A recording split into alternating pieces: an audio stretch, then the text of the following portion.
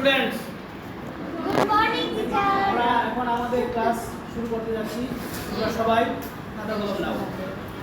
আমাদের আজকের বিষয় হলো অধ্যায় 6-2। হ্যাঁ, ভগ্নাংশের বিয়োগ। ভগ্নাংশের বিয়োগ নির্ণয় করো। আমরা গত ক্লাসে পড়েছি ভগ্নাংশের যোগফল কিভাবে নির্ণয় করা যায়, সেই বিষয়ে আমরা বিস্তারিত গত ক্লাসে আলোচনা করেছি। আজকে আমরা ভগ্নাংশের বিয়োগফল সম্পর্কে আলোচনা করব। সবাই মনোযোগ সহকারে শুনবে। দেখো, এখানে 16 নম্বর অঙ্কটা দিয়ে শুরু করা হয়েছে। এর আগের অঙ্কগুলো ছিল যোগফলের। ভগ্নাংশের লব এখানে হলো 2a divided by 7 minus 4b divided by 7।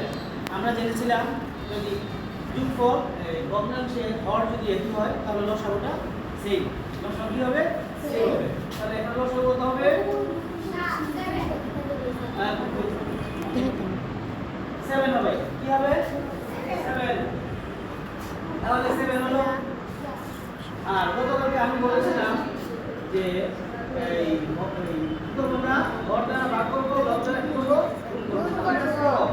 হর দ্বারা ভাগ এবং লব দ্বারা গুণ। এই সূত্রটা মনে আছে? লব দ্বারা কি করতে হয়? গুণ করতে হয়। আর হর দ্বারা ভাগ করতে হয়। তাহলে এখানে হর কোনটা? হর হলো 7। এই 7 কে 7 দ্বারা গুণ করলে 1 হবে। 1 দিয়ে আমরা লবকে কি করব? 7 কে 7 দ্বারা ভাগ করলাম।